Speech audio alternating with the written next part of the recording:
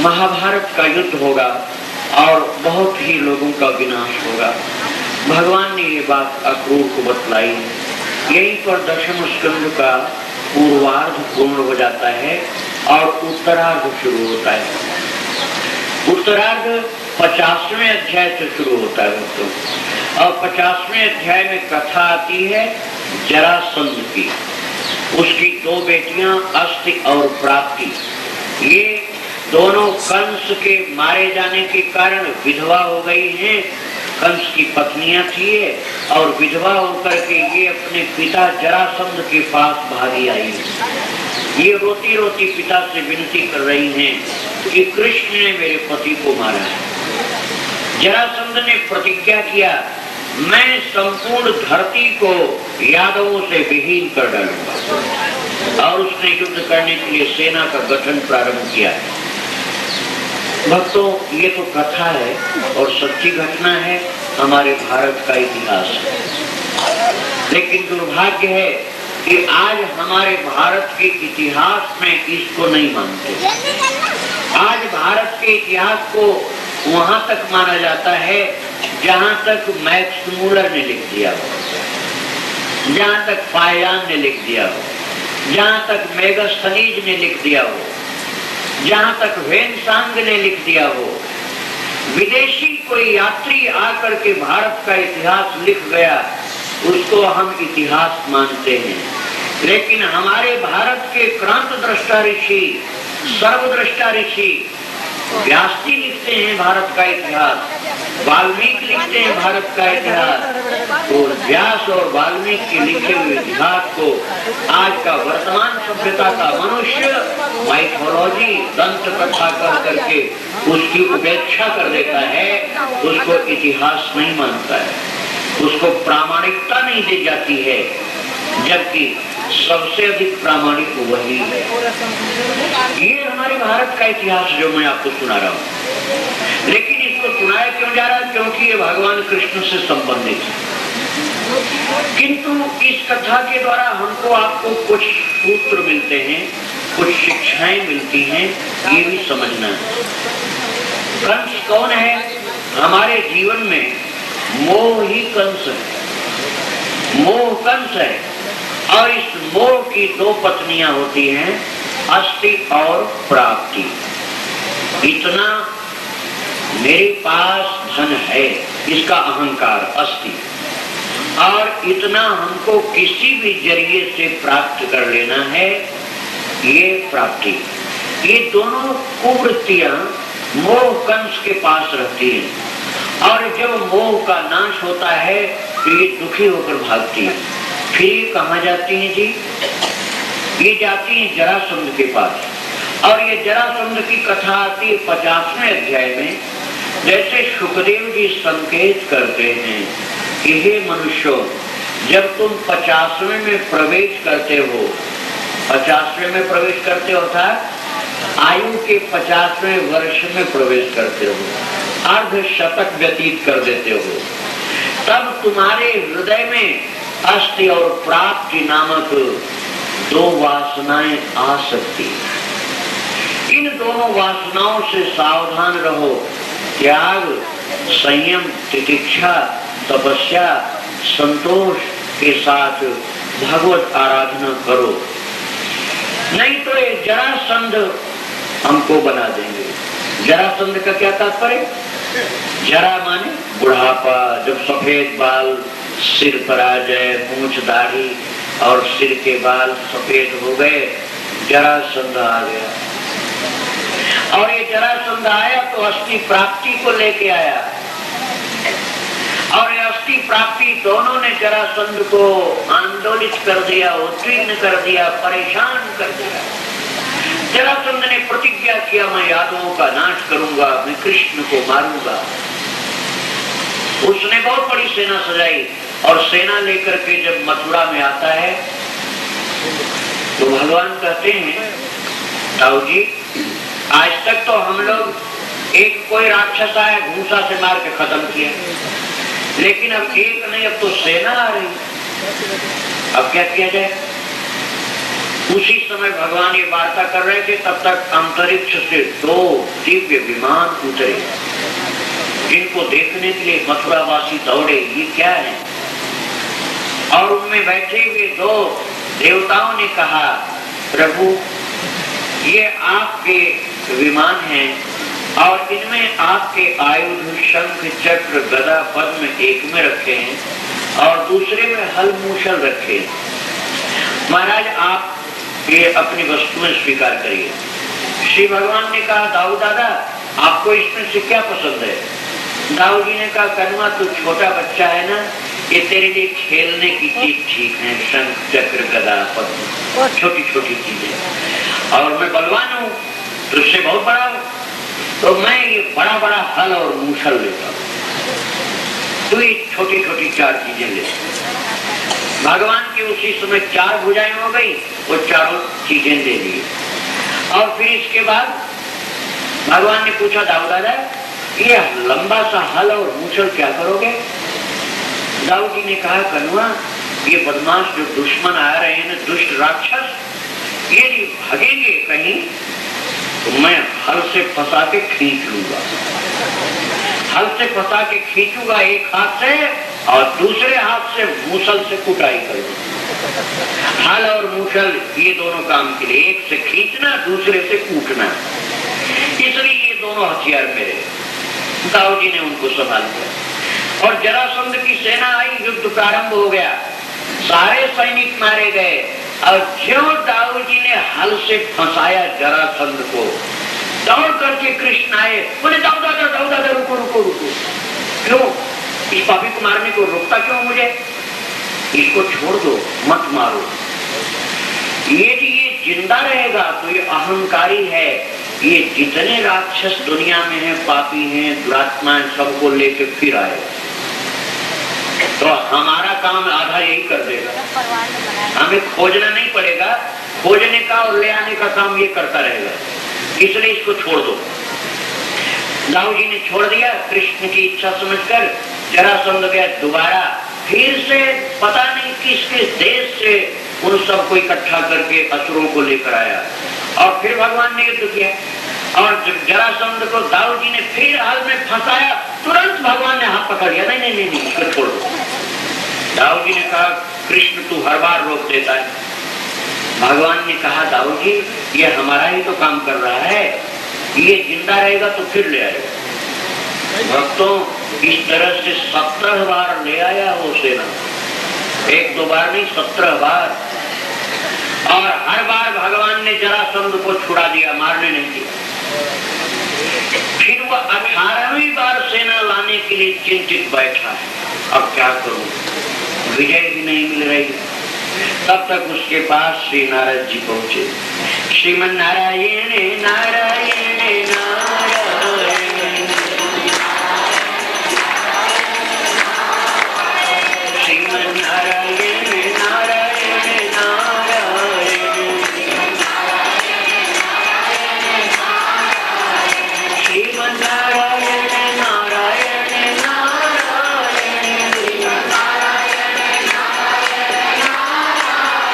बद्री नारायण नारायण नारायण, बद्री नारायण नारायण नारायण,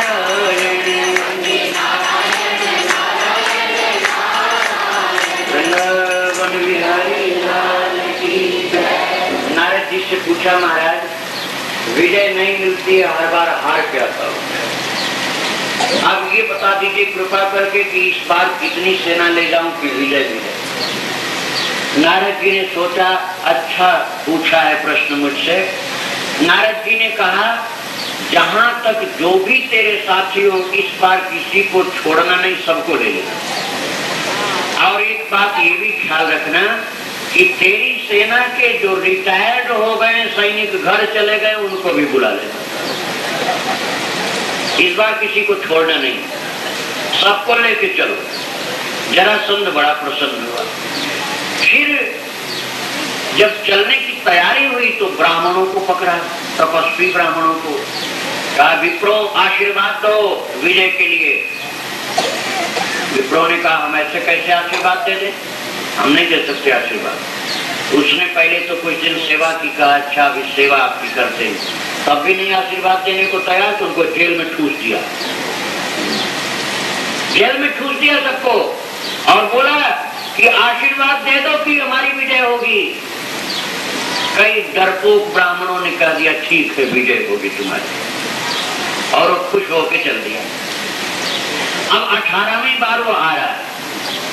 नारद जी ने जाते जाते कहा जरासंध तेरी मैं सहायता करूंगा। जरासंध ने पूछा महाराज हमारी सहायता कैसे करेंगे? नारद जी ने कहा पश्चिम दिशा में ईरान में कालयवन नाम का असुर रहता है, जिसके तू अभी तक मिल ही नहीं पाया। मैं पश्चिम से उसको आक्रमण के लिए निमंत्रण देने जा रहा हूँ। पश्चिम से वो आक्रमण करे, पूरब से तू कर मथुरा के ऊपर, और दोनों ओर से मिलकर के कृष्ण बलराम को खत्म कर। पहुंच गए नारद जी महाराज ईरान में कालयवन के पास, और बताया कि तुम्हारा वो बहुत पुराना मित्र है, और कृष्ण जैसा तुमको कोई लड़ने के लिए योग्य योद्धा नहीं मिलेगा, तुम्हारी ख्याति हो जाएगी यदि कृष्ण पर तुम विजय प्राप्त कर ली। इसलिए कालयवन तुरंत चलो पश्चिम दिशा से आक्रमण करो। फिर नारद जी आए भगवान के पास मथुरा में। मथुरा में आए तो भगवान ने पूछा नारद जी क्या समाचार लाए? बोले महाराज पूरब दिशा से जरासंध को बुला लिया है और पश्चिम से कालयवन को, दोनों ओर से सेना लेकर के वो लोग आ रहे हैं और आपको मारने की तैयारी है। भगवान ने कहा मुझे ही मारने के लिए इंतजाम करवा रहे प्रभु, आपको कौन मार सकता है? इन पापियों को खोजने के लिए आपको परिश्रम न करना पड़े, इसलिए मैंने ही सबको इकट्ठा करने में सहयोग दिया। वे सब आएंगे दोनों दिशा से, और दोनों तरफ से जितने आएंगे सबको आप समाप्त करेंगे। नारद जी ने भगवान के चरणों में निवेदन किया, और फिर नारद जी वहां से प्रस्थान किए। कालयवन की सेना पहले आ गई, जरासंध की सेना दूर थी। कालयवन की सेना को आते देख करके भगवान ने कहा जाओ जी,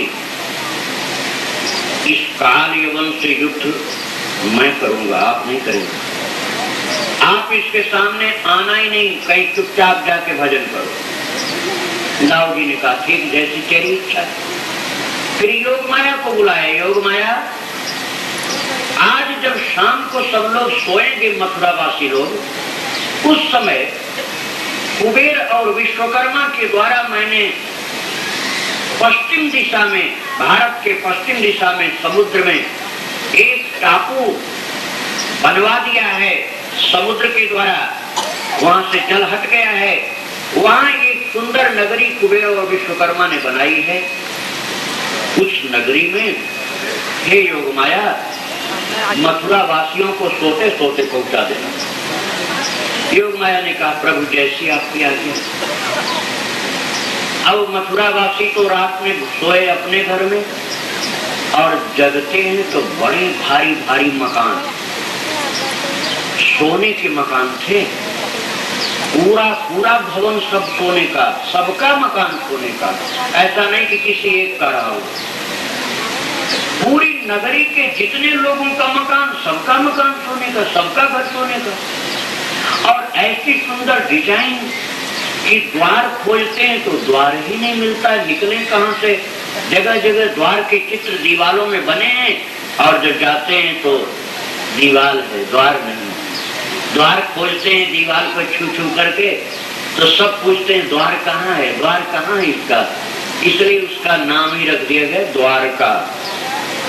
उस नगरी का नाम रख दिया गया द्वारका। और सारी द्वारका नगरी स्वर्ण की बनी है, कृष्ण की कृपा से बनी। स्वर्ण की नगरी तो लंका भी थी भाई, लेकिन हमको ये समझना है कि हमको अन्याय की उपार्जित द्रव्य की लंका नहीं बनानी है, हमको कृष्ण भक्ति की द्वारका बनानी है।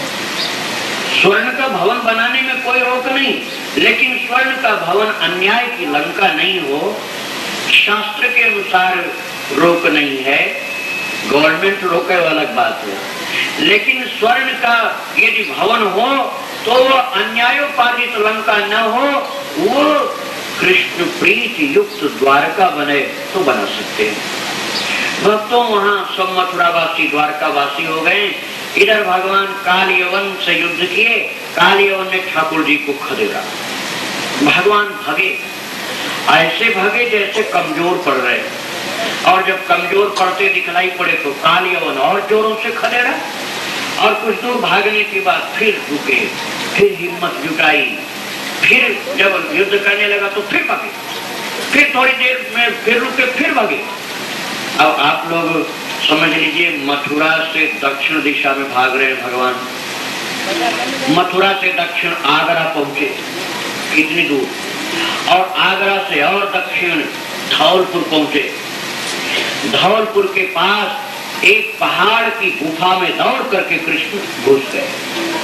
काल यवन पीछा किया है, उसने देख लिया ये कृष्ण इसी गुफा में घुसा है, और अंदर एक व्यक्ति सो रहा था, उसके ऊपर भगवान अपना पीतांबर डाल करके अंधेरे में छिप गए, बिल्कुल घनघोर अंधकार में छिप गए।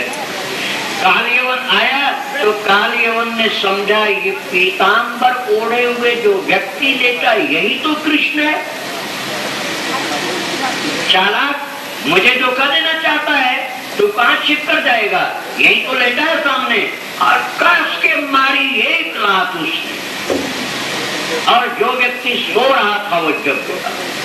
जगने के बाद उसने अपने दोनों हाथ से अपनी आंखों को मसल करके और नेत्रों को जब खोल करके देखा तो ज्यों ही उसकी दृष्टि पड़ी, काल यवन जल करके राख की ढेर हो गया। इसके बाद अंदर से भगवान आए। वो व्यक्ति जो अब जगा है उस प्रणाम किया, आप कौन हैं? ठाकुर जी ने अपना परिचय दिया, सच्ची बात बता दी। तब पूछा तुम कौन हो? उन्होंने कहा मैं इक्ष्वाकु वंशी राजा मुचकुंद हूँ। महाराज, मुझे देवासुर संग्राम में देवताओं के पक्ष से युद्ध करने में विजय मिली थी। मैंने देवताओं से वर मांगा कि मैं बहुत थक गया हूँ, जब तक चाहूं सोता रहूं, ऐसा वर दो। देवताओं ने कहा कोई जगावे महाराज तो मुचकुंद ने कहा कि महाराज कोई जगावे नहीं, ऐसा कुछ इंतजाम करो।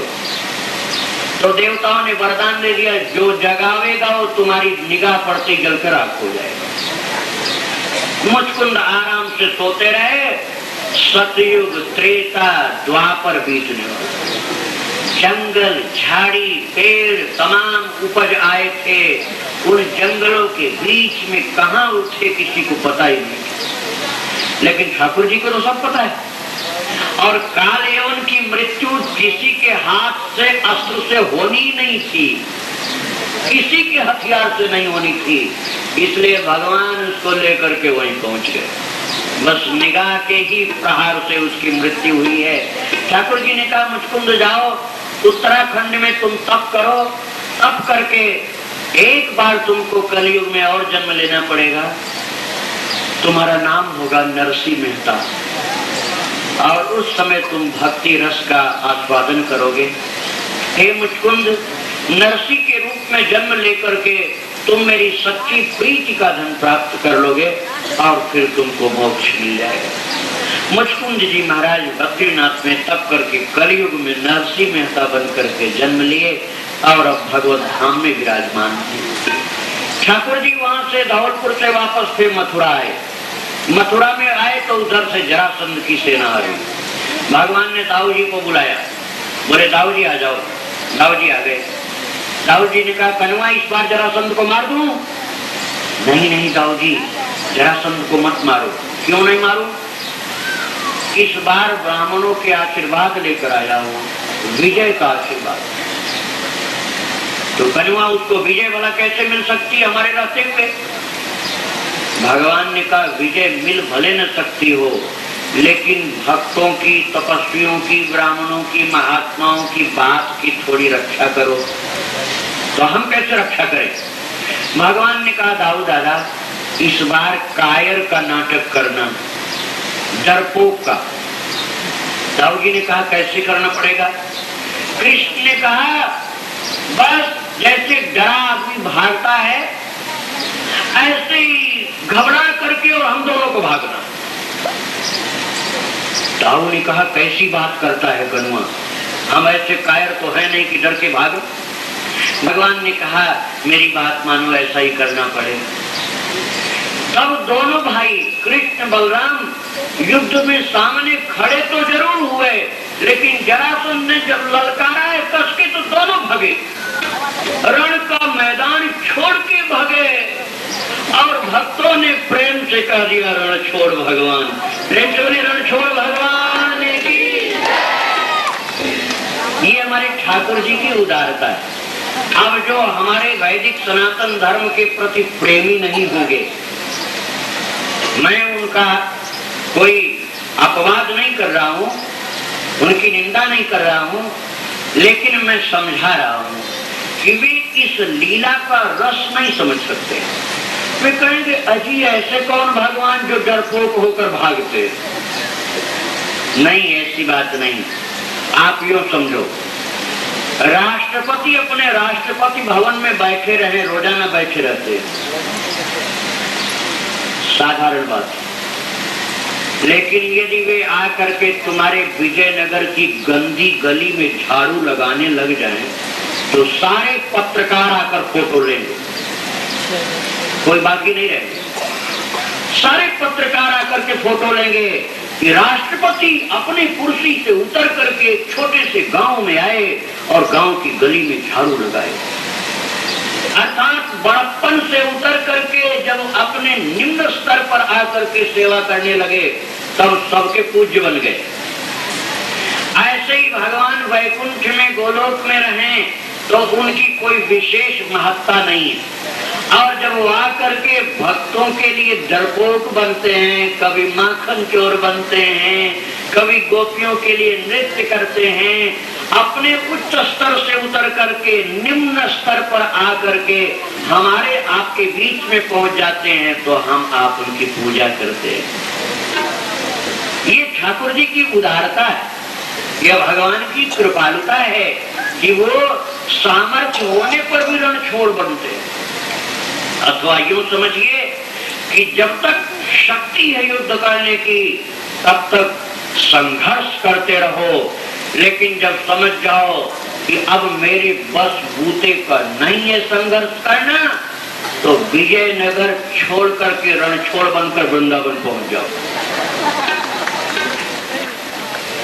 जब तक तुम्हारे गृहस्थी में संघर्ष करने की ताकत है, तब तक तो जुटे रहो, और जब ताकत न रहे तो बस रण छोड़ करके पहुंच जाओ भजन करने के लिए।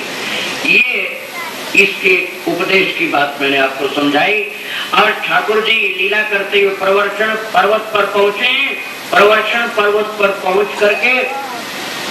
पहुंचने पर जरासंध ने चारों तरफ से घेर दिया, आग लगा दी। उसने समझा कि दोनों मर गए, लेकिन भगवान वहां से कूद के द्वारकापुरी पहुंच गए और द्वारका में विराजमान होकर के ठाकुर जी द्वारकाधीश बन गए। अब द्वारकाधीश भगवान की लीला शुरू हो रही है। भगवान द्वारका में विराजमान हैं और विदर्भ देश के नगर कुंडिनपुर में भीष्मक नाम के राजा की बेटी रुक्मिणी, जो लक्ष्मी की अवतार है, उनके शादी के लिए उनका भाई रुक्मी शिशुपाल को निश्चित किया है। जबकि शिशुपाल कौन है? ये रावण का अवतार, जय नाम का भगवत पार्षद है, और रुक्मिणी की लक्ष्मी है। साफ मना कर दिया उन्होंने पिताजी को और भाई को, मैं शिशुपाल से विवाह नहीं करूंगी। लेकिन रुक्मिणी ने कहा कि तुझे करना पड़ेगा, तेरे हित की बात मैं कर रहा हूं। तब रुक्मिणी जी दुखी हो गई और उन्होंने श्री भगवान के लिए पत्र लिखा, और वो पत्र दे करके विप्र के हाथ में और कुंडिनपुर से भेजा है भगवान के पास द्वारकापुरी। द्वारकापुरी जाकर के विप्र ने भगवान को पत्र दिया है। उस पत्र में लिखा है, श्रुत्वा गुणान भुवन सुंदर शृण्वतां ते। हे विश्व के परम सुंदर भगवान श्याम सुंदर द्वारकाधीश, आपके अनंत गुणों को सुन करके मेरे कान निरंतर आपकी कथा आपका चरित्र सुनना चाहते हैं। मेरा मन निर्लज्ज होकर आप में ही लग गया महाराज। अब ये मन कुछ नहीं सुनता, केवल आप ही को चाहता है। प्रभु मैं आपके अतिरिक्त अन्य किसी का वर्ण नहीं करूंगी। रुक्मिणी जी ने पत्र में लिखा है, हे द्वारकाधीश आप पधारिए और आकर के मुझे यहाँ से ले चलिए। ले चलने के लिए तरीका मैं लिख रही हूँ प्रभु। मैं गौरी का पूजन करने के लिए जाऊंगी, वहां पूजन करने के पश्चात आपको देखूंगी। यदि आप मिल गए तो आप मुझे ले चलिए, मेरी विनती है कि आप ले चलिए। और यदि कदाचित आप नहीं मिले प्रभु तो ये समझ लीजिए ये रुक्मिणी उसी समय शरीर पहाड़ी के नीचे विसर्जित कर देगी, किंतु ये शिशुपाल जैसे नीच के साथ कभी नहीं जाएगी। ये पत्र पढ़ करके भगवान ने कहा, विप्र मैं तुरंत चल रहा हूँ। और भगवान रात ब्राह्मण के साथ चल दिए। बाद में दाऊ जी जगे तो वो भी पीछे से रथ लेकर के चले। श्री भगवान रथारूढ़ होकर के आ रहे हैं भीष्मक महाराज के नगर कुंडिनपुर की ओर। इधर शिशुपाल और उसके तमाम साथी राजा लोग भी सब आ गए हैं। और जहाँ रुक्मिणी गई है पूजन करने के लिए, वहाँ ठाकुर जी पहुंचे। पूजन के पश्चात जब वो बाहर निकली है मंदिर के और भगवान का ध्वज देखा है, समझ गई द्वारकाधीश आ गए। द्वारकाधीश के रथ की ओर बढ़ी हैं और प्रभु नीचे उतर करके हाथ पकड़ करके रुक्मिणी का बैठाए रथ में, बोले अब मैं ले चल रहा हूँ। रुक्मिणी ने कहा, महाराज ऐसे लेकर चलना ठीक नहीं है, ऐसे तो कायर लोग ले जाते हैं। आप खड़े होकर के बोलिए कि मैं द्वारका का कृष्ण रुक्मिणी की इच्छा अनुसार सब लोगों के सामने लेकर के जा रहा हूँ, चोरी वाली बात नहीं आनी चाहिए महाराज। तब भगवान ने सबके सम्मुख ये जोरों से घोषणा की है कि रुक्मिणी की इच्छा अनुसार मैं द्वारकाधीश श्री कृष्ण इसकी इच्छा अनुसार लेकर के रुक्मिणी को जा रहा हूँ। यदि किसी को ये स्वीकार नहीं है तो वो छुड़ाने के लिए अपनी ताकत प्रयोग कर सकता है। ये सुनकर के शिशुपाल बड़ा हताश हो गया, अब मैं क्या करूं। रुक्मिणी ने कहा आक्रमण कर। शिशुपाल ने कहा मेरे बस का नहीं। रुक्मिणी ने कहा, रुक्मिणी का भाई, उसने कहा मैं आक्रमण करूंगा। और श्री भगवान रथ पर रुक्मिणी जी को लेकर के जब चले, रुक्मिणी ने आक्रमण किया, उसकी तमाम सेना को भगवान ने घायल करके गिरा दिया। और जब रुक्मिणी को पकड़ा है, रुक्मिणी के भाई को, और भगवान तलवार लेकर उसकी गर्दन काटना चाहे, तब तक चरणों में लौट गई रुक्मिणी। और रुक्मिणी ने कहा, अंतुम नारहसि कल्याण भ्रातरम में महाभुज। प्रभु ये मेरा भैया है, मेरे भाई को मारोगे महाराज, छोड़ दीजिए प्रभु। भगवान ने कहा तुम्हारा भाई है तो मेरा कौन हुआ? महाराज आपका साला है ना, अपने साले को मारोगे? भगवान ने कहा ऐसा मीठा संबंध तुमने बता दिया कि अब तो नहीं मार पाऊंगा। भगवान ने कहा लेकिन इसको दंडित जरूर करूंगा, प्राण तो नहीं लूंगा किंतु दंडित करूंगा। भगवान ने उसके केस को मुड़ करके काट डाला, जगह जगह छोटे बड़े केस कर दिया और उसको कुरूप कर दिया। और जब भाई को कुरूप किया है, बदसूरत किया और धक्का दे करके और उसको अपमानित किया है, तो रुक्मिणी जी को कष्ट हुआ कि मेरे भाई को इस तरह से प्रभु तिरस्कृत कर रहे हैं और कुरूप बना दिए, अब ये किसी के सामने कैसे जाएगा। रुक्मिणी जी की आंखों में आंसू आ गया। तब तक बलदाऊ जी आए। बलदाऊ ने देखा, बलदाऊ ने कहा हनुमान ये क्या कर रहा, अपने रिश्तेदार को इस तरह से कहीं अपमानित और कुरूप किया जाता है, बहुत गलती किया, बहुत नासमझ है तू, डांट फटकार करने लगे। तो रुक्मिणी जी बड़ी खुश हो गई। रुक्मिणी जी ने सोचा हमारे जेठ जी बहुत अच्छे, हमारे जेठ जी इतने अच्छे हैं कि घर में कभी झंझट होगी, लड़ाई झगड़ा होगा तो ये संभाल लेंगे, ये हमारा पक्ष लेंगे। रुक्मिणी जी को दाऊ जी ने खुश कर लिया। इधर रुक्मिणी ने प्रतिज्ञा की थी कि यदि मैं छुड़ा नहीं पाया बहन को तो मैं वापस नगर में नहीं आऊंगा, इसलिए वो नगर में नहीं आया, जंगल में एक छोटी सी जगह बना के रहने लग गया। ठाकुर जी रुक्मिणी को लेकर के द्वारकापुरी जा रहे हैं। और रुक्मिणी को लेकर के श्री भगवान जब द्वारका में पहुंचे हैं तो द्वारका में वासी सब के सब रुक्मिणी का दर्शन करने के लिए दौड़े हुए आए।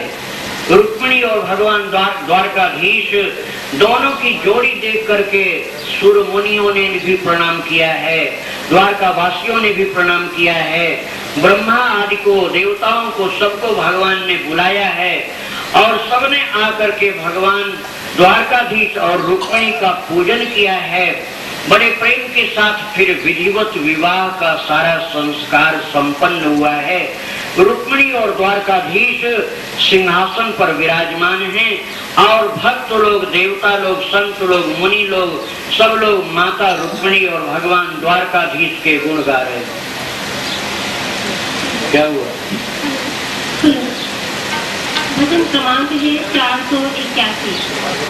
जय जय श्री रुक्मिणी महारानी, तुम हो सब सद्गुण की खानी।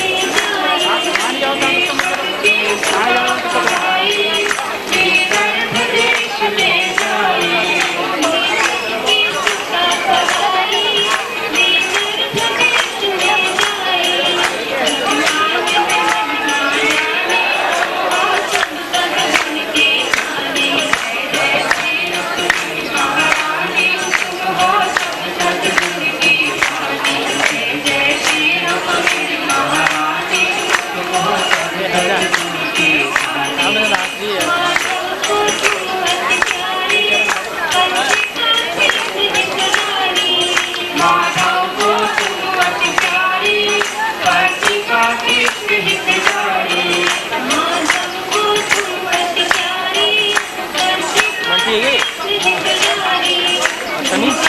जाति मर्दानी तुम हो सब सद्गुण के स्वामी। जय श्री रुक्मिणी महारानी तुम हो सब सद्गुण के स्वामी। जय श्री रुक्मिणी महारानी तुम हो सब सद्गुण के स्वामी।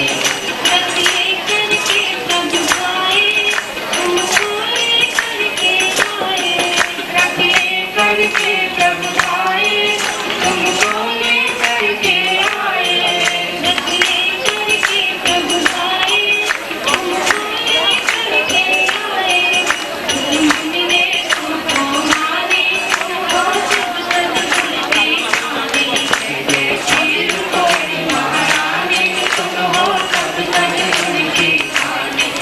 जय श्री रुक्मिणी महारानी तुम हो सब सद्गुण के स्वामी। वर सब तुम बरसाए, द्वारिका तुम सजाए। वर सब तुम बरसाए, द्वारिका धाम सजाए। वर सब तुम बरसाए, द्वारिका धाम सजाए। तुम मातु मुझसे बतलाने, तुम हो सब सद्गुण के स्वामी। जय श्री रुक्मिणी महारानी तुम हो सब सद्गुण के स्वामी। जय श्री रुक्मिणी महारानी तुम हो सब सद्गुण के स्वामी। तब संगति मोर प्रिय लागे, देवदास चरण रति मांगे। तब संगति मोर प्रिय लागे, देवदास चरण रति मांगे। तब संगति मोर प्रिय लागे, देवदास चरण रति मांगे। द्वारिकापुरी राजधानी तुम हो सब सद्गुण के स्वामी। जय श्री रुक्मिणी महारानी तुम हो सब सद्गुण के स्वामी। जय श्री रुक्मिणी महारानी तुम हो सब सद्गुण के स्वामी। जय श्री रुक्मिणी महारानी तुम हो सब सद्गुण के स्वामी। जय श्री रुक्मिणी महारानी तुम हो सब सद्गुण के स्वामी। जय श्री रुक्मिणी महारानी तुम हो सब सद्गुण के स्वामी। जय श्री रुक्मिणी महारानी तुम हो सब सद्गुण। 2-4 मिनट के अंदर ये काम समाप्त करिए और धीमी गति से। तुम हो सब सद्गुण के स्वामी। जय श्री रुक्मिणी महारानी तुम हो सब सद्गुण के स्वामी। जय श्री रुक्मिणी महारानी तुम हो सब सद्गुण के स्वामी। जय श्री रुक्मिणी महारानी तुम हो सब सद्गुण के स्वामी। जय श्री रुक्मिणी महारानी तुम हो सब सद्गुण के स्वामी। श्री रुक्मिणी महारानी तुम हो सब सद्गुण के स्वामी। जय श्री रुक्मिणी महारानी तुम हो सब सद्गुण के स्वामी। जय श्री रुक्मिणी महारानी तुम हो सब सद्गुण के स्वामी। जय श्री रुक्मिणी महारानी तुम हो सब सद्गुण के स्वामी।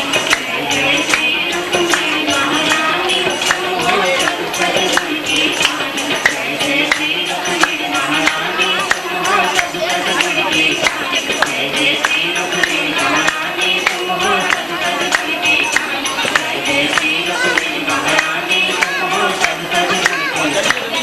जय श्री रुक्मिणी महारानी तुम हो सब सद्गुण के स्वामी। जय श्री रुक्मिणी महारानी तुम हो सब सद्गुण के स्वामी। जय श्री रुक्मिणी महारानी। बोलो हरि गोपाल बोलो। 5 मिनट से अधिक हरि बोल। 5 मिनट से कम समय में आप लोग अपने स्थान पर बैठ जाइए। गोपाल बोलो, गोविंद बोलो, हरि गोपाल बोलो। राधा हरि गोविंद बोलो। राधा रमण हरि गोविंद बोलो।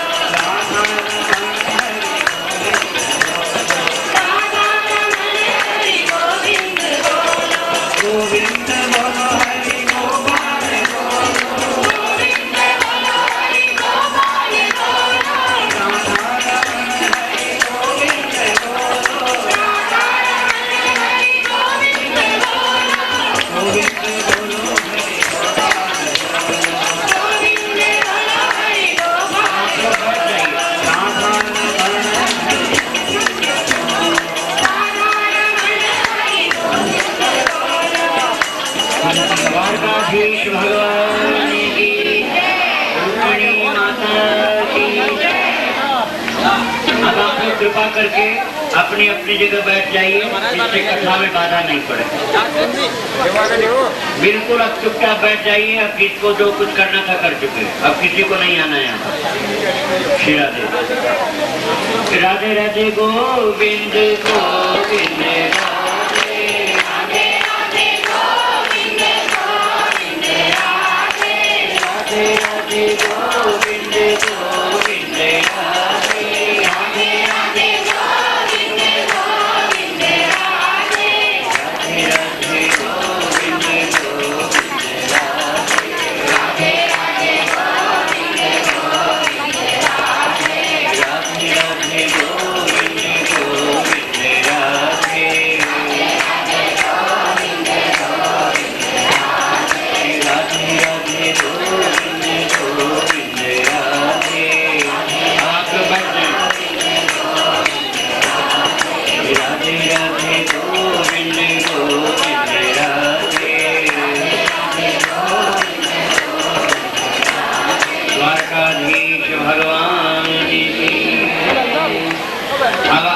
कृपा करके अपना मन पुनः कथा में ले आए।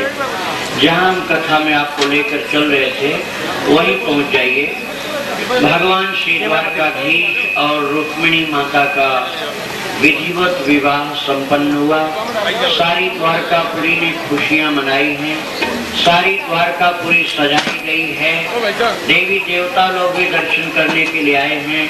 संत मुनि ने भी आकर के आशीर्वाद दिया और प्रणाम भी किया है। भक्तों, इसके पश्चात आगे की कथा सुखदेव जी सुनाते हैं।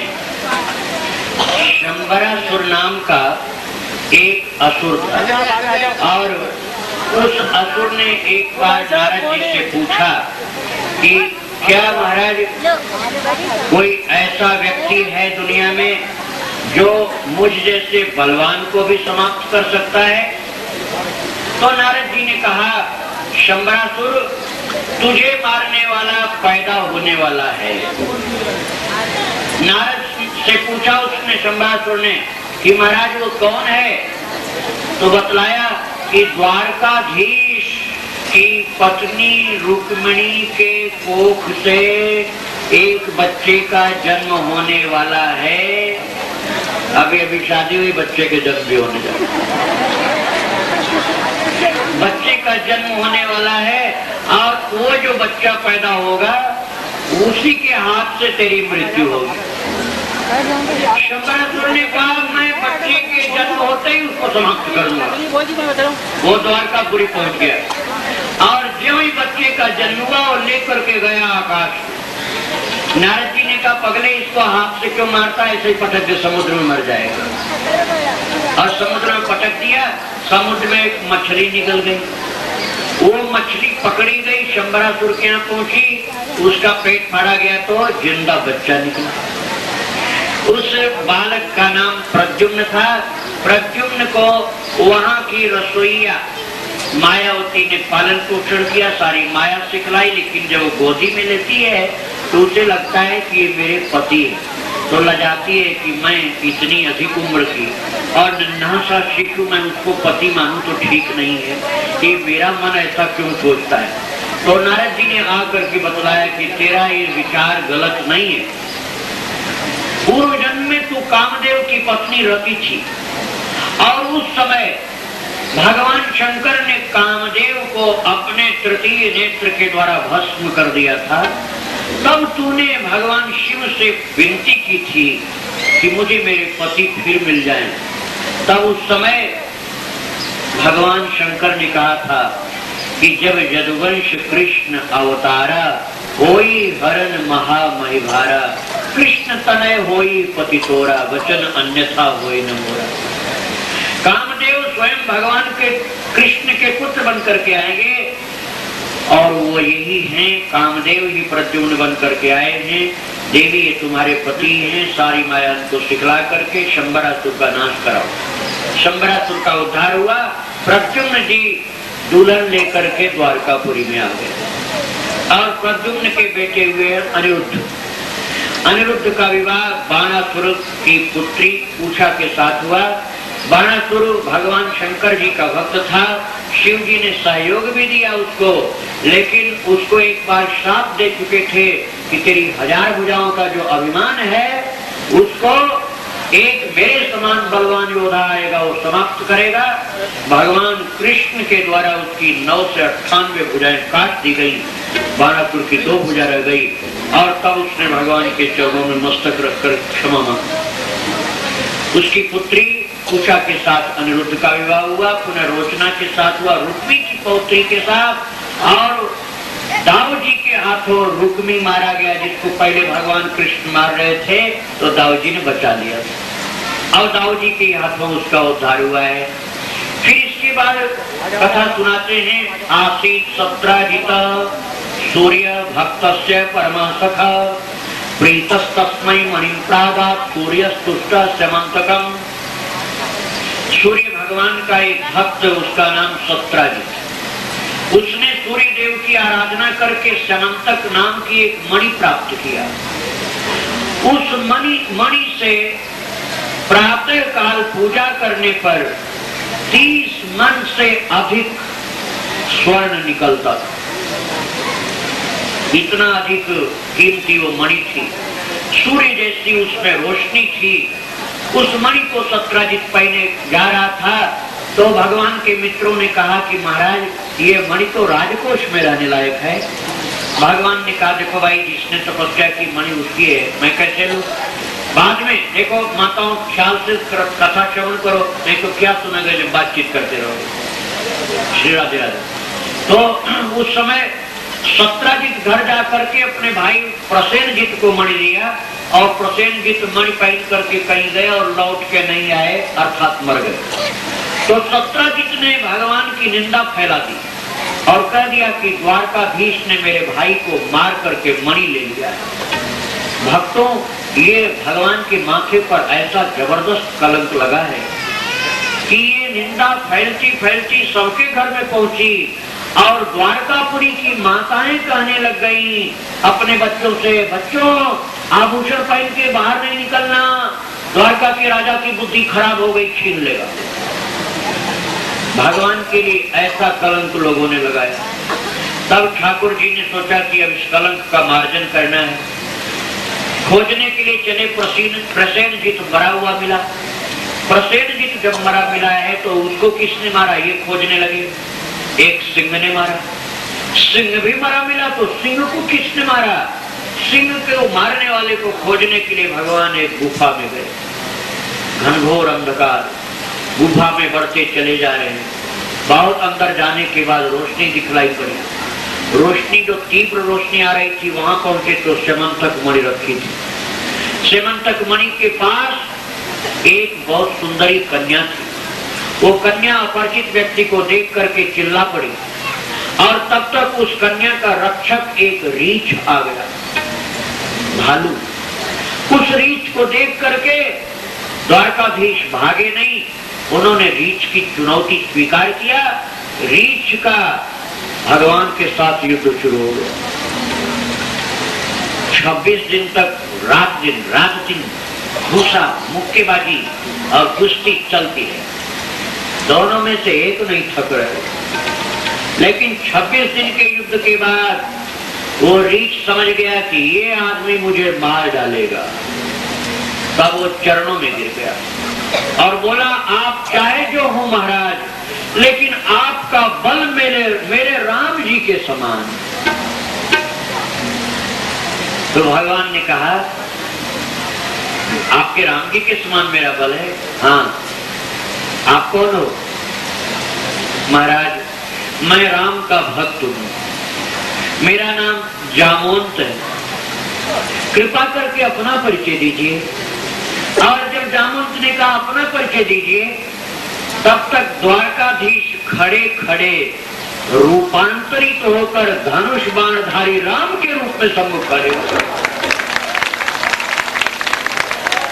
और जामोंत ने जब देखा कि उनके राम जी सम्मुख खड़े हैं तो जामोंत चरणों में लौट करके और लगे रोने। बोले, प्रभु मैं अल्पज्ञ प्राणी हूँ और आप तो सर्वज्ञ ईश्वर हैं। आप तो पहचानते थे कि मैं आपका भक्त जामवंत हूँ। आप मेरे साथ 26 दिन से कुश्ती रात दिन लड़ रहे हैं और बताते नहीं कि तू मेरा भक्त है, क्यों लड़ रहा है? महाराज ऐसा आपने क्यों किया? राम जी के रूप में खड़े हुए द्वारकाधीश ने कहा, हे जामुन, जब मैं लंका से आया था और अयोध्या में मेरा राज सिंहासन पर अभिषेक किया गया, मैं राजा राम बनाया गया, अयोध्यापति बनाया गया, उस समय मेरा श्रृंगार हुआ, स्नान विविध प्रकार की औषधि युक्त दिव्य द्रव्यों से कराया गया। उस समय मेरी खुली हुई वस्त्रों से अनावृत गोल गोल बलिष्ठ भुजाओं को, सुगठित वदन और सौंदर्य को देख करके तुम्हारे मन में एक इच्छा जगी कि लंका में कोई वीर तुम्हारे जोड़ का नहीं मिला। तुम्हारे मन में ये भाव आया कि यदि राम जैसा कोई बलवान मिले तो भुजाओं की खुजली मिटे, राम जैसा कोई बलिष्ठ योद्धा मिले तो कुश्ती लड़ करके मन की प्यास बुझाऊं। तो तुम्हारे मन में जब बात आई तो मैंने सोचा, मैं भक्त वांछा कल्पतर हूँ, मेरा भक्त कोई इच्छा करे पूर्ण न करूं तो ठीक नहीं। और उस समय सेवक स्वामी के रूप में हम तुम थे तो प्रभु ही सेवक ही समर्कस, युद्ध हो नहीं सकता था। आज तुम्हारी उस इच्छा को मैंने पूर्ण किया है। जब तुम समझ गए कि अब तुम मर जाओगे, तब तुमने रहस्य खोला कि मैं राम जी के समान बलवान हूँ और तुम जामुन, तो तब ये बात बताए। मैंने समझ लिया तुम्हारी इच्छा पूर्ण हो चुकी है, तब मैंने अपना परिचय दिया। जामुन तो रुदन करने लगे, प्रभु मेरे मन में बात आई जरूर थी, लेकिन मैंने ये कहा था कि आप मुझसे लड़ ही जाइए महाराज। बोले तुमने कहा नहीं, लेकिन मन में तो सोचा था, चलो इच्छा पूर्ण हो गई। जामुन ने कहा, प्रभु ये देव कन्या मेरी पालिता है, इसका नाम है जाम्बवती। महाराज ये जाम्बवती, हे लीला पुरुषोत्तम द्वारकाधीश, मैं आपके लिए प्रदान कर रहा हूँ और ये स्यमंतक मणि दहेज के रूप में आप ले जाइए। भगवान स्यमंतक मणि लिए और जाम्बवती को लेकर के फिर अपने भक्त जामवंत से मिल करके गुफा से निकल करके आए द्वारकापुरी में। द्वारकावासी भगवान के मित्रों ने देखा कि भगवान मणि भी ले आए और साथ में एक दुल्हन भी ले आए। मित्रों ने कहा, कन्हैया तू जहां जाता वहीं से एक दुल्हन लेके आता है। पहले गया कुंडिनपुर, तो वहां से रुक्मिणी जी को लेके आ गया। अब पहाड़ की एक गुफा में गया तो गुफा में से भी एक दुल्हन लेके आ गया। विधिवत विवाह हुआ है जाम्बवती के साथ। और जब मणि भगवान देने लगे सत्राजित को, तो सत्राजित एकदम शर्मिंदा हो गया कि मैंने झूठा कलंक भगवान को लगाया था। अब ये पोल सब खुल चुकी है मेरी, अब ये मनमुटाव कैसे मिटे। सत्राजित ने सोचा, मनमुटाव मिटाने का एक तरीका है कि अपनी बेटी सत्यभामा का विवाह कृष्ण के साथ कर। किंतु सत्यभामा का विवाह शतधन्वा के साथ करने के लिए पहले कह चुका था। अब वो संकोच में पड़ा, लेकिन द्वारकाधीश के साथ विवाह कर ही दिया। और विवाह करके फिर कहा, महाराज ये स्यमंतक मणि दहेज में लीजिए। भगवान ने कहा, नहीं लूंगा। क्यों नहीं लेंगे महाराज? इसको लूंगा तो तुम्हारे मन में फिर ये बात आएगी कि मणि का लोभ तो रहा होगा, इसलिए मणि अपने पास रखो। तब वो रोने लगा सत्राजित, महाराज मेरे अपराध माफ करिए, मणि ले लीजिए। भगवान ने कहा, मणि तो नहीं लूंगा, लेकिन मणि में से जो 30 मन से भी ज्यादा स्वर्ण रोजाना निकलता है, वो सोना रोजाना मेरे घर पहुंचा जाना और पूजा पाठ मणि का तुम कर। सत्राजित ने कहा, महाराज जैसी आपकी आज्ञा। पूजा पाठ का भार उसके ऊपर आ गया और फायदा सब द्वारकाधीश को मिलने लग गया। भगवान द्वारकाधीश सत्यभामा को तीसरी पटरानी बनाए। भक्तों, शतधन्वा के साथ सत्यभामा का विवाह होना था, वो विवाह हो नहीं पाया तो शतधन्वा नाराज। भगवान हस्तिनापुर गए थे, शतधन्वा कृतवर्मा और अक्रूर जी से मिलकर के सत्राजित की हत्या कर दी और मणि को लेकर के भगा। फिर मणि को दे दिया अक्रूर जी को, मणि अक्रूर जी लेकर के काशी गए। सत्यभामा रुदन करती हुई गई भगवान से मिलने और जाकर बोली कि मेरे पिता की हत्या शतधन्वा ने कर दी है। भगवान आते ही शतधन्वा का पीछा किए और जब रथ के निकट पहुंचे हैं और उसके घोड़े तो थक चुके थे, वो पैदल भगा, तो भगवान भी युद्ध नीति के अनुसार रथ छोड़कर पैदल उसके पीछे दौड़े और दाऊ जी पीछे पीछे दौड़ रहे थे। दाऊ जी थोड़ा मोटे तगड़े तो कुछ ज्यादा पीछे रह गए और ठाकुर जी आगे निकल गए और आगे जाकर के भगवान ने देखा ये भागा चला जा रहा है। भगवान ने सुदर्शन चक्र को स्मरण किया और चक्र छोड़कर तीव्रता से शतधन्वा की गर्दन काट दी। शतधन्वा की गर्दन काट के उसको जब गिरा दिया और दौड़ करके कपड़े सब टटोले तो मणि नहीं मिली। भगवान को कलंक कैसा जबरदस्त लगा था। पीछे से दाऊ जी आके बोले, कन्वा मणि तो दिखा दे कैसी है। दाऊ जी मणि नहीं मिली, झूठ बोलता है। मणि कहाँ जाएगी? मणि तो इसी के पास थी, मुझसे छिपाव करता है, क्या मैं तेरी मणि छीन लूंगा? ऐसे जब दाऊ जी कहने लगे तो भगवान उदास हो गए। बोले, दाऊ मेरे ऊपर तुमको विश्वास नहीं होता है? बोले, नहीं मुझे तेरे ऊपर विश्वास नहीं। और दाऊ जी राजा जनक के यहाँ चले गए। भगवान वापस द्वारकापुरी आए। भक्तों बीच में एक बात समझ लो, ये कलंक भगवान को क्यों लगा? भादव के शुक्ल पक्ष की चौथिया कलंक माथे पर स्वीकार कर ली। और कैसा कलंक कि भाई को विश्वास नहीं, दाऊ जी को विश्वास नहीं हुआ। घर में आए, रुक्मिणी से मिलने गए। रुक्मिणी ने कहा, प्रभु शतधन्वा मारा गया? हाँ मारा गया। तो शतधन्वा मारा गया महाराज, तो मणि हमको दिखला दीजिए। आपको महाराज खराब न लगे तो 2-4 दिन मेरे ही महल में रहने दीजिए। भगवान ने कहा, मणि कहाँ मिली? रुक्मिणी ने मुंह बनाया, कहा, महाराज मुझसे ही छल करते हो। मैं जानती हूँ मणि सत्यभामा के पिता की 17 जित की है ना, इसलिए आप मणि तो सत्यभामा को ही देंगे। दर्शन कराने में क्या नुकसान हो रहा है महाराज? दर्शन करा दो बस, मैं ले थोड़े रही हूँ। भगवान ने कहा, रुक्मिणी कैसे समझाओ, मणि नहीं मिली। रुक्मिणी ने कहा, जाओ बहाना मत बनाओ। भगवान रुक्मिणी के भवन से निकल के आए सत्यभामा के भवन। सत्यभामा ने कहा, मणि महाराज मेरे पिताजी की है, मेरे पिताजी की, इसलिए मेरे भवन में रखिए। भगवान ने कहा, सत्यभामा मणि मिली ही नहीं। सत्यभामा ने कहा, रुक्मिणी के भवन में रख आए होंगे। रुक्मिणी के महल में गए थे, वहां रख के आए होंगे। भगवान ने कहा, सत्यभामा विश्वास कर, मुझे मणि नहीं मिली। सत्यभामा ने कहा, मुझे विश्वास नहीं होगा। फिर जाम्बोती के यहाँ गए। जाम्बोती ने कहा, महाराज मणि पर मेरा तो कोई अधिकार नहीं, लेकिन दर्शन तो करा दीजिए। भगवान ने कहा, जाम्बोती मणि नहीं मिली। अरे प्रभु, अब मुझसे आप जो कह लें। महाराज मणि तो सत्यभामा को दे दिया होगा। भगवान ने सोचा, पूरे घर में कलंक, मेरे माथे पर कलंक, मणि के एक मणि को लेकर के सबका मैं बुरा बन रहा हूं, अब क्या करूं?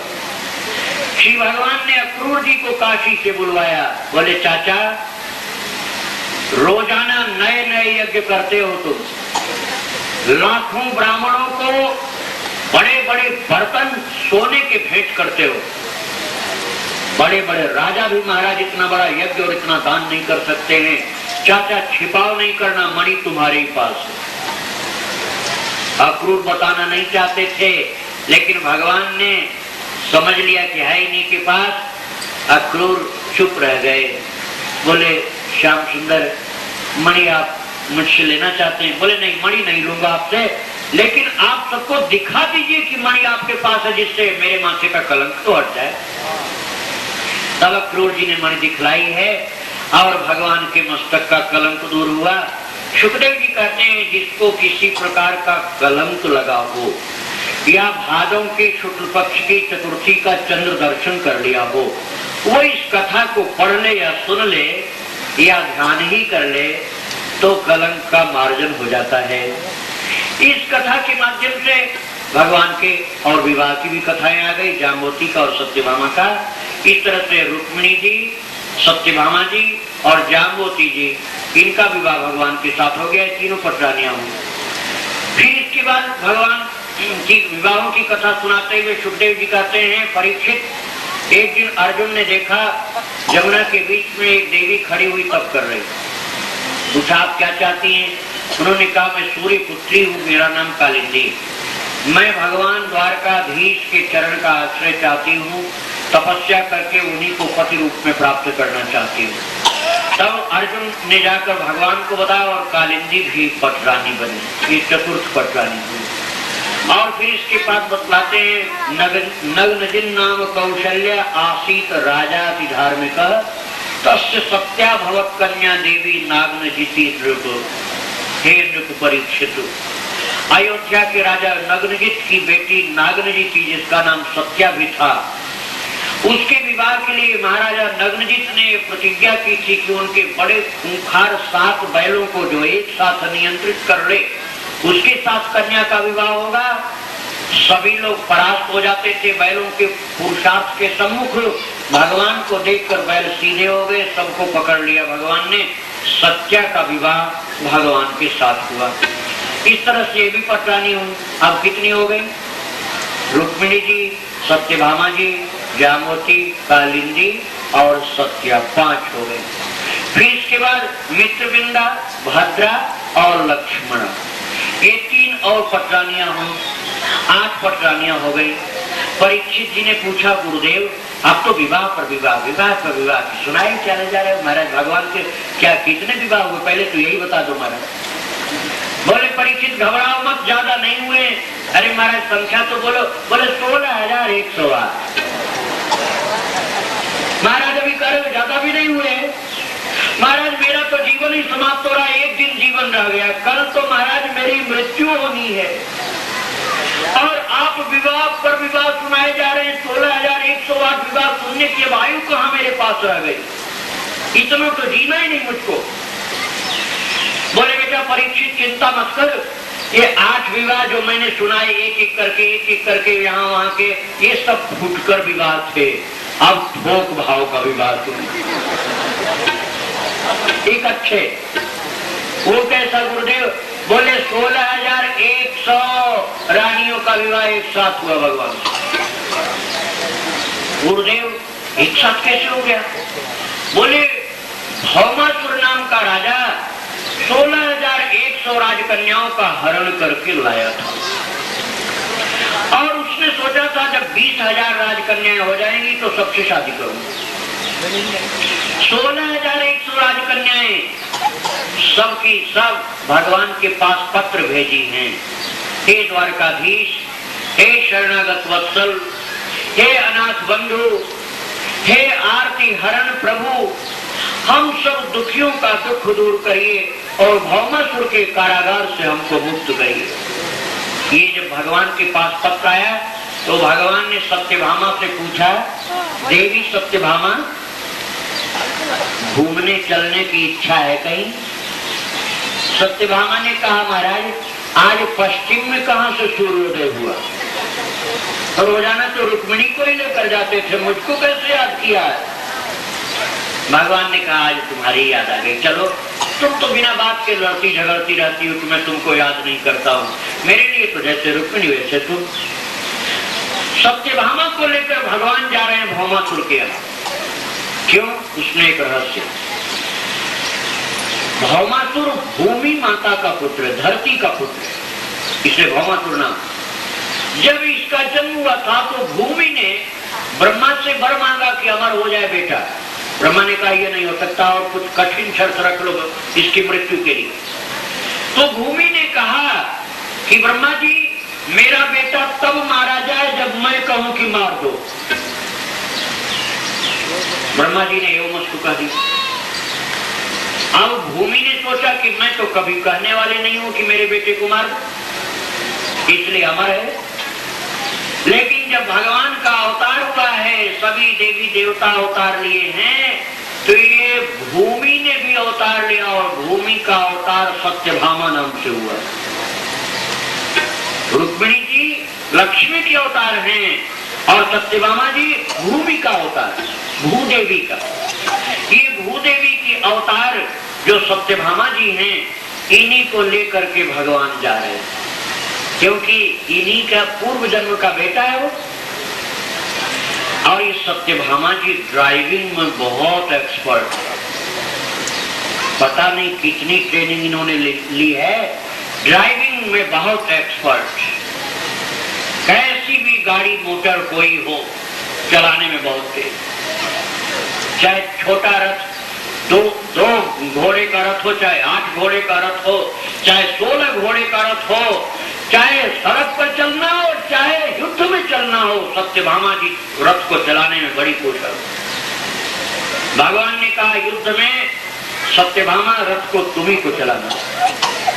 मुरु प्रहरी था, उसको मार करके ठाकुर जी का नाम मुरारी हुआ। और भौमासुर से जब युद्ध शुरू किया, भौमासुर ने अस्त्रों की बौछार प्रारंभ कर दी और ठाकुर जी के ऊपर जब अस्त्र लगने लगे, सत्यभामा इतनी तीव्रता के साथ रथ को धनाधन घुमा रही चारों तरफ कि भौमासुर चकित है, ये स्त्री होकर के रथ को इतना तीव्रता से कैसे चला रही है। ऐसी स्त्री मैंने देखा नहीं रथ को इतनी तीव्रता से चलाने वाली। तो भौमासुर ने सोचा पहले इस ड्राइवर को ही मार डालूं। इसलिए भौमासुर ने सत्यभामा के ऊपर बाण मारा और जब सत्यभामा को बाण लगा तो सत्यभामा चिल्ला करके बोली, महाराज इस पापी को जल्दी मार डालो। तो भगवान ने कहा बस समझ लो मर गए। मैं यही इंतजार कर रहा था कि तुम्हारे मुख से निकले कि मैं मार दूं इसको, तो तुमने कहा मार दो, तो अब समझ लो मर गया। और तुरंत भगवान ने सत्यभामा के बोलते ही भौमासुर का अंत कर दिया है। जय जय सीता। भौमासुर की यहाँ जो 16,100 राजकन्याएं थी, सब हाथों में फूल या जयमाल ले लेकर के दौड़ी और ठाकुर जी के गले में सबने जयमाल या चरणों में पुष्प अर्पित किया है और कहा प्रभु हमारी परिस्थिति को, हमारे दुख को हे द्वारकाधीश तुम्हारे अलावा दूसरा कोई नहीं समझ सकता है, इसलिए मुझे आप स्वीकार करो। भक्तों, श्री भगवान 16,100 रानियों को लेकर के, 8 का विवाह पहले हो गया, 16,100 को लेकर के ठाकुर जी आए हैं द्वारकापुरी। द्वारका वासियों ने देखा ये महिलाओं की फौज कहां से चली आ रही, बहुत भारी फौज। भगवान ने कहा ये सब राजकन्याएं हैं पंडित जी। पंडित जी ने कहा हाँ महाराज, मेरी शादी कराओ। इनमें से किसके साथ? बोले सबके साथ। पंडित जी ने कहा दया करो महाराज, कृपा करो मेरे ऊपर, मेरे बस का नहीं, मेरी इतनी शक्ति नहीं है कि मैं इतनी कन्याओं के साथ आपका विवाह करवा पाऊं। भगवान ने कहा अच्छा पंडित जी दक्षिणा आपको ऐसे ही मिल जाएगी, आनंद से बैठो। ब्रह्मा जी को बुलाया। ब्रह्मा जी ने कहा द्वारकाधीश आप शक्ति दोगे तभी हो पाएगा। भगवान ने 16,100 रूप बनाया और भगवान ने ब्रह्मा जी का भी 16,100 रूप बना दिया। 16,100 मंडप बने और एक साथ भगवान का विवाह हुआ सब कन्याओं के साथ। अब 16,108 रानी। देखो भाई, सरल हृदय के जो भावुक भक्त हैं उनको तो कोई आक्षेप, कोई आपत्ति नहीं, लेकिन अन्य जो आधुनिकता वाले लोग हैं ना, वो कहेंगे अजी ये कैसे भगवान की तमाम विवाह कर डाला, रोजाना आए दिन विवाह पर विवाह, कोई मर्यादा है, कोई जीवन है? ऐसी कथा सुनने पर क्या शिक्षा मिलेगी हमको? ऐसी बात लोग कहने लग जाते। इसलिए इस विषय को थोड़ा मैं तुम्हें समझाना चाहता हूं। पहली बात तो ये समझ लो कि श्री भगवान का देह हमारे आपके जैसे पांच भौतिक घृणित पदार्थों का बना हुआ शरीर में, इसलिए उनका किसी के देह से दैहिक संबंध सोचना ये बिल्कुल असत्य है। हमारे आपके शरीर में पंचभूत हैं, पृथ्वी का विकार है, मिट्टी से बना शरीर है, इसलिए विकारों का पुतला है। ठाकुर जी के शरीर में कोई विकार नहीं, आनंद घन देह। भगवान के देह में कोई विकार नहीं, विकार की कल्पना मत करना कभी भूल करके भक्तों। किंतु भगवान ने इतने विवाह क्यों किए? एक रहस्य तो ये है कि 16,100 ये जो संख्या है, ये नाड़ी की सूक्ष्म जाल की और वैदिक ऋचाओं की ये संख्या है, उपासना की ऋचाओं। कर्मकांड, ज्ञान कांड और उपासना, ये 3 कांड हैं वेद में। उसमें से उपासना की सारी ऋचाएं इस रूप में आई। एक रहस्य तो ये। लेकिन आप यदि सामाजिक मर्यादा के विषय में सोचोगे तो मैं सामाजिक बात एक आपके सम्मुख रखने जा रहा हूं। दिल को हिला देने वाली बात है वो। हमारे हिंदू समाज में हृदय की संकीर्णताओं के कारण समाज का बड़ा विघटन हुआ है। बहुत विघटन हुआ, थोड़ा मोड़ा नहीं हुआ।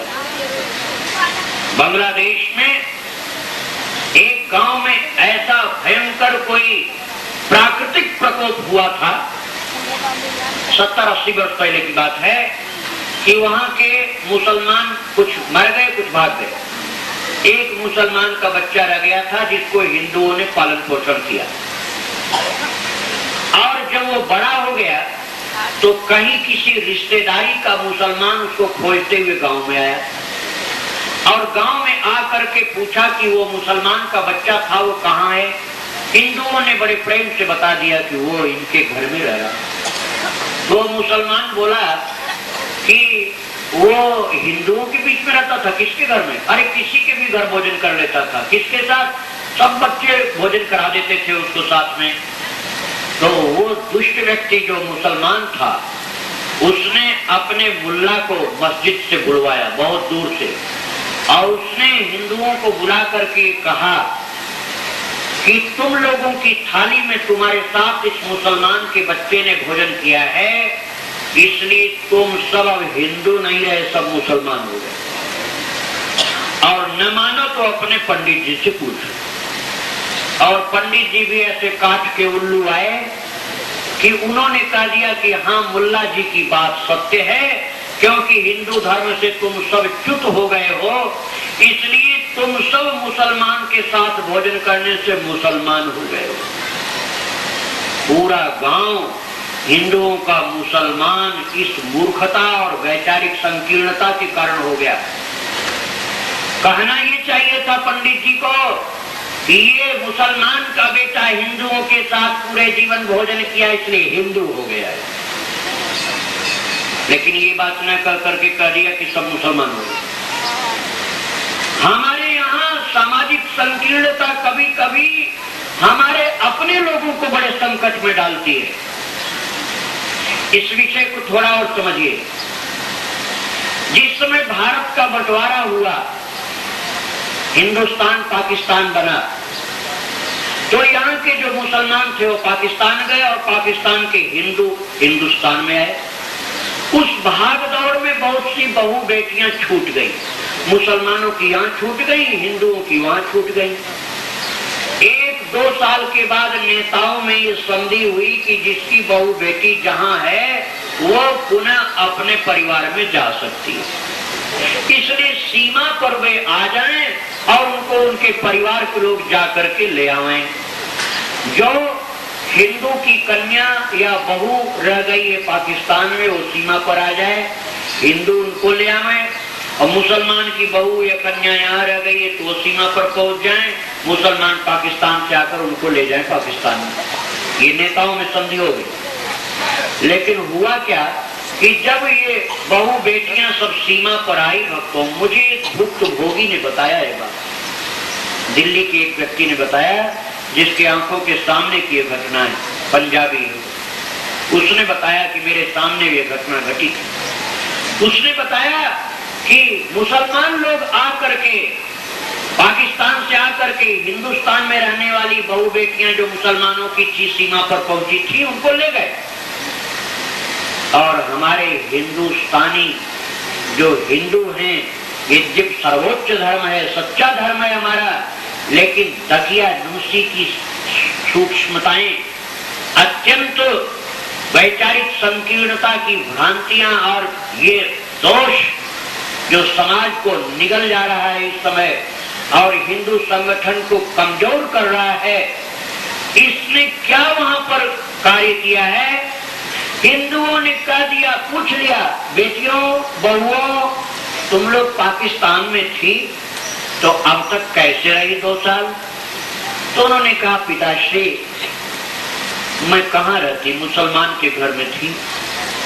मुसलमान के घर में रही तो किसी ने मुझको अपनी पत्नी बनाकर रखा, उसके यहाँ रही और उसके द्वारा मेरे एक बालक भी जन्म हुआ। किसी ने कहा कि उसका बच्चा मेरे पेट में है, मैं गर्भवती हूँ। किसी ने कहा मैंने उसके लिए गोमांस पका के खाया और खिलाया। हिंदुस्तानियों ने, हमारे हिंदू भाइयों ने कैसी मूर्खता का काम किया भक्तों। हमारे हिंदू समाज को कितना कमजोर बनाने की ये मूर्खताएं की गई, कितनी बार की गई है, कोई गिनती नहीं। ये बहुत कमजोरी है हम लोगों की। हम हिंदुओं ने कह दिया अपनी बहुओं और बेटियों को कि हम गांव में ले जाएंगे तो हमारी बदनामी हो जाएगी, इसलिए तुम जहां से आई हो अपने बच्चे को लेकर वहीं चली जाओ। ये मुसलमान का बेटा लेकर हमारे घर नहीं चल सकती है। ये मुसलमान का बेटा जो तुमने पैदा किया है ये लेकर के जाओ वहीं, या गर्भवती हो तो जाओ वहीं बच्चे को जन्म दो, अब मेरे घर जाने की तुम्हारी कोई जरूरत नहीं। और वर्तमान में पाकिस्तान में ऐसी तमाम बुढ़िया माताएं हैं जो सड़कों पर भीख मांग रही हैं और वे आज न हिंदुओं में रह सकती न मुसलमानों में रह सकती हैं। वो वही बुढ़िया माताएं हैं जो सीमा पर उस समय युवती के रूप में आई थी और हमने उनको स्वीकार करने से मना कर दिया। हमने उनको नहीं स्वीकार किया, अपने घर में नहीं ले आया और वापस चली गई। भक्तों, यही परिस्थिति थी भौमासुर के यहाँ जो राजकन्याएं बंदिनी थी। उन्होंने कहा, हे द्वारकाधीश, हमारे माता पिता हमको अपने घर में अब नहीं लेंगे। वे कहेंगे तू भौमासुर जैसे चरित्रहीन और राक्षस के यहाँ बंदिनी रही, तुझे मेरे घर में अब रहने की जगह नहीं रही। और समाज में कोई मेरे साथ शादी इसलिए नहीं करेगा कि वो भी कहेगा कि हम तुम्हारे जैसे अप्रामाणिक चरित्र वाले के साथ विवाह नहीं करेंगे, इसलिए न हम अब किसी से मेरी शादी होगी न पिता के घर में हम रह पाएंगे। हे द्वारकाधीश, हमारे ऊपर कृपा करो। जब सब रोने लग गई तो भगवान द्वारकाधीश ने कहा, चाहे मेरी कितनी बदनामी हो, हे दुखी अबलाओं, हे अत्यंत आर्त, हे स्त्रियों अबलाओं, तुम ये क्रंदन मत करो। चलो, द्वारकाधीश के हृदय में पर्याप्त स्थान है, द्वारकाधीश की द्वारका में तुम्हारे लिए पर्याप्त जगह है।